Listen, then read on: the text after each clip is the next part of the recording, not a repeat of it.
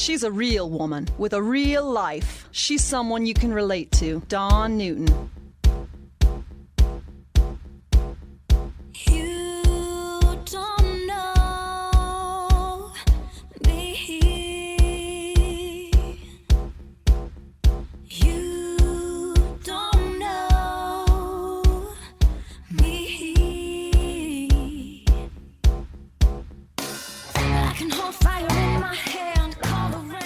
Hey, welcome everyone. This is the Dawn Newton podcast, and I am your host, Dawn Newton. Today, my guest is Gregg Sulzer. He is a life coach and author. His book, 27 Questions to Make You Sweat, a workout guide for the soul. Here's a couple examples. What makes you angry? Do you have one secret fear that is your constant companion? How much of your life do you hide? Do you take full responsibility for all your actions? Well, again, these are just a couple of the questions of the 27 questions in Gregg Sulzer's book, 27 Questions to Make You Sweat.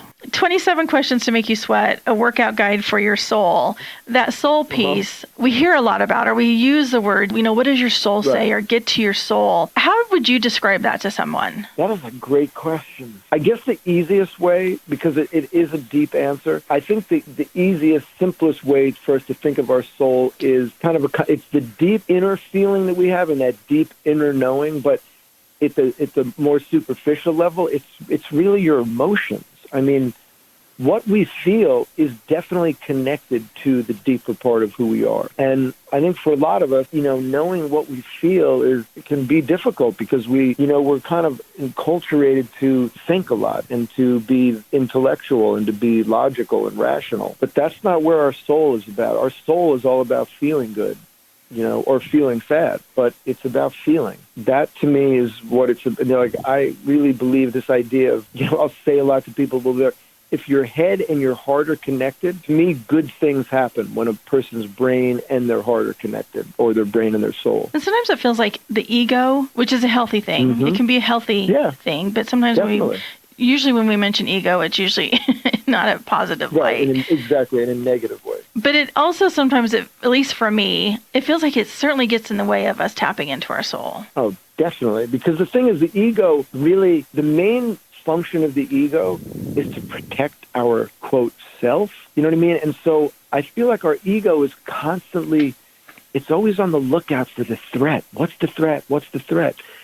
But our soul, when we tap into our soul, that's when we are able to get more vulnerable. And I really believe that it's only in our vulnerability that we're able to really, really connect with other human beings and certainly connect with ourselves. Because if you're not being vulnerable and you're not allowing someone to hurt you, well, you know what? They're never going to get inside. Because if you can't be hurt, that's basically, you can't be touched. You know what I mean? You can't be affected if you can't be hurt. Right, and you don't get an opportunity to know who you are and what am I made of? Right, exactly. And I think, at least in terms of romantic relationships, I think for many of us, you have your first love, whether it's in high school or college, and you have your heart broken. And a lot of people, honestly, they shut it off pretty much. They go, you know what?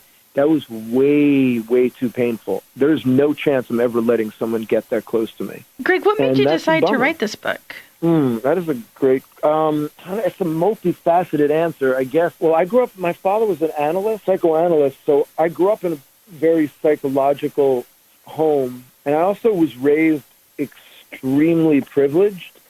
And when I was about 16, my dad lost all his money and lost his mind, pretty much, became an alcoholic, and left pretty much the family with, left us with no money.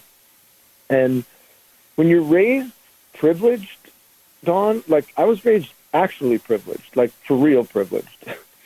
And when you're raised privileged, you take pretty much so many things for granted. And when that rug is pulled out from under you and you got to join the race of human beings that actually have to work for everything, and I'm not saying that the privileged people don't work. I'm not saying that in any way, shape, or form. But when you're raised privileged and now you don't have anything, it really, at least for me, it made me start questioning a lot of assumptions that I had as a kid. So I think as I grew up, and, look, we all have unique, bizarre journeys, and for whatever reason, I was a serious tennis player when I was a kid, and right around the time my dad ran out of money, I started teaching, and a lot of my early clients were billionaires and like, the richest people in the world. So to be teaching people like that and also going home to a home without heat is a pretty dark.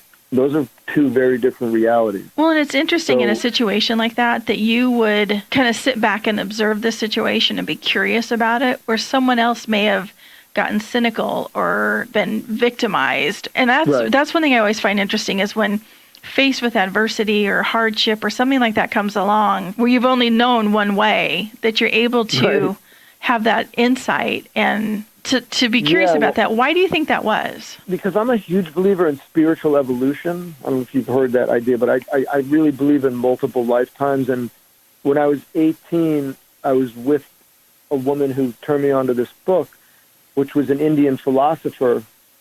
And when I read that book, Dawn, his name is Krishnamurti, and it just, like, something happened inside of me where I said, okay, this guy is telling the truth. And the basic truth he said was, A, don't really listen to anybody.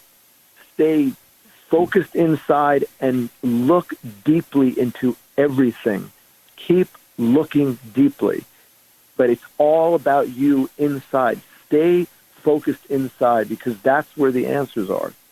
And, I guess I was fortunate because I was young and I trusted that. And, the truth is I don't know what the answer is because there's many people. If we give the same book to 10 people, I guarantee you they're all going to have very different responses and different reactions. And the fact that I took that at 18, it was like, okay, this guy is, somehow it resonated with me enough to say this.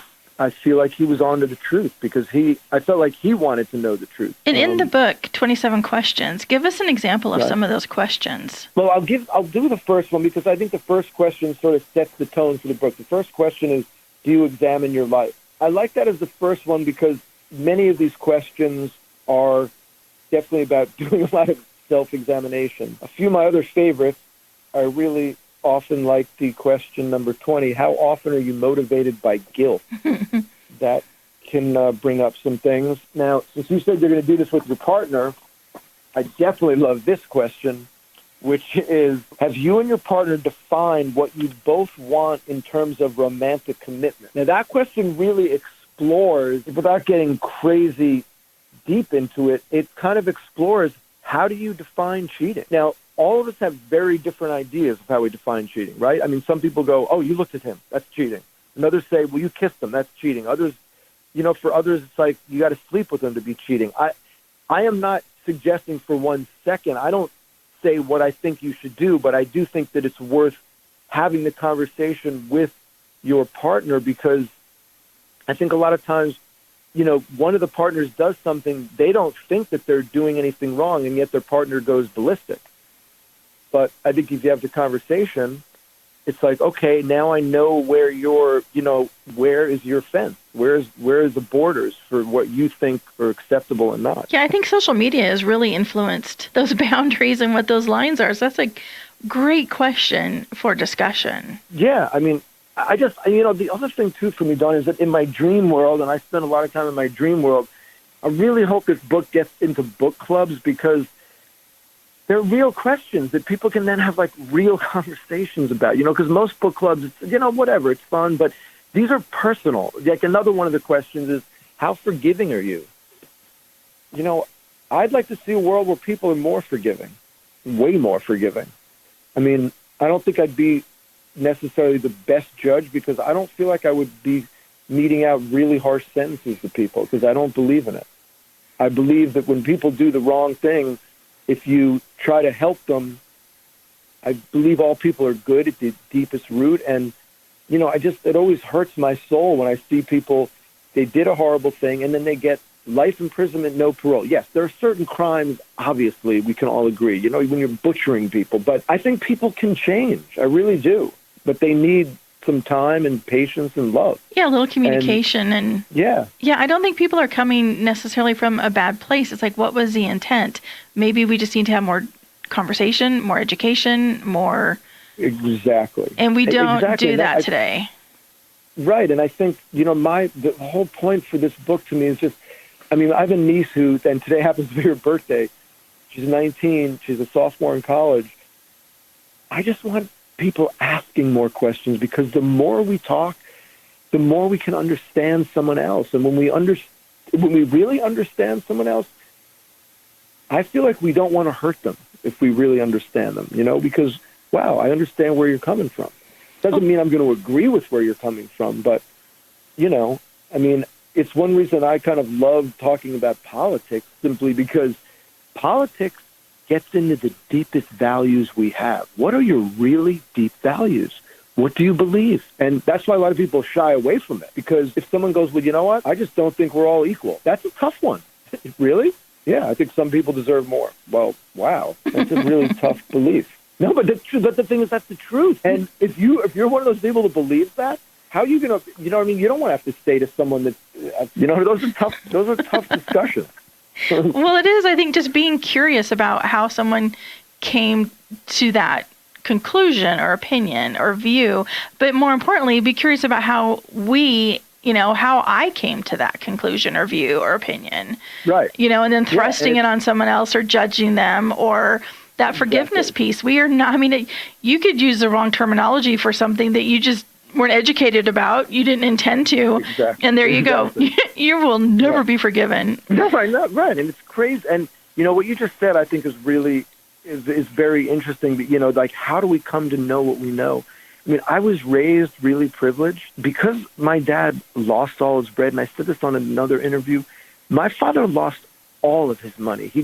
If I don't know how many privileged people, I don't know if you're privileged, I don't know if you're around wealthy people, but when you're around wealthy people love talking about, oh, I lost it all. Really? How come I see you driving a Porsche and you're at the country club? Oh, well, I lost $20 million. Well, you had $50 million. You didn't lose anything, dude. Nothing changed in your life. Enough with the jive. It's BS. My dad lost all his money. I went from being a spoiled brat to having no money, having no heat, no phone in the house. You have to become a human being then.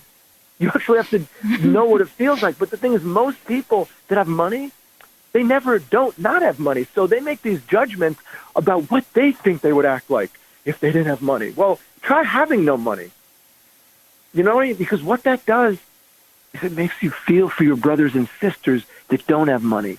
And then when you're working for some rich guy who gives you $100 tip when you're like, dude, you could give me $10,000 and it would do nothing. It wouldn't even affect you.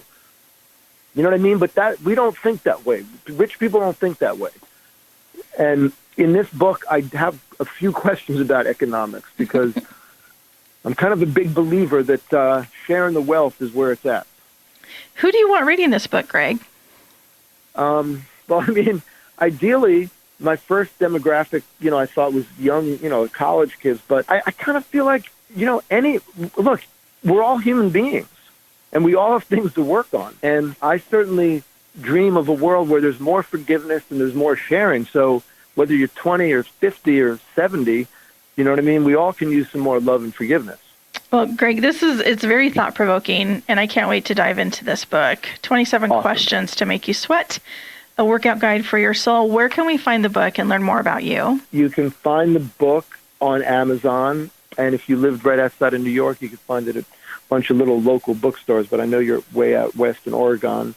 So Amazon is the best place right now. And you can find me at gwscoaching.com, or you can go on my Instagram page where I have I talk every few days. I do a short video where I call my message of love, peace, and truth. And that my Instagram is Gregg Sulzer. It's been a pleasure talking with you. Thank you so much. And can I just have one more shout out? Because I started a brand a little while ago called Crazy Gratitude. Absolutely. And you can go to my website, crazygratitude.com, because I have some T-shirts and hoodies, and just they're fun. And since I feel very grateful to be here in the flesh. Well, I appreciate this time, Gregg. Thank you. Thank you so much. Hey, thanks for listening to the Dawn Newton podcast. I really enjoyed talking with Gregg. And Gregg, I just want you to know, a little side note, that it's Oregon, not Oregon. Just make a little note of that. But again, thank you, Gregg, for coming and talking about your book, 27 Questions to Make You Sweat, a workout guide for the soul. For more information about Gregg, you can visit his website, which is gwscoaching.com. And be sure to visit my website, dawnnewton.org. The Dawn Newton podcast is written, produced, and hosted by Dawn Newton.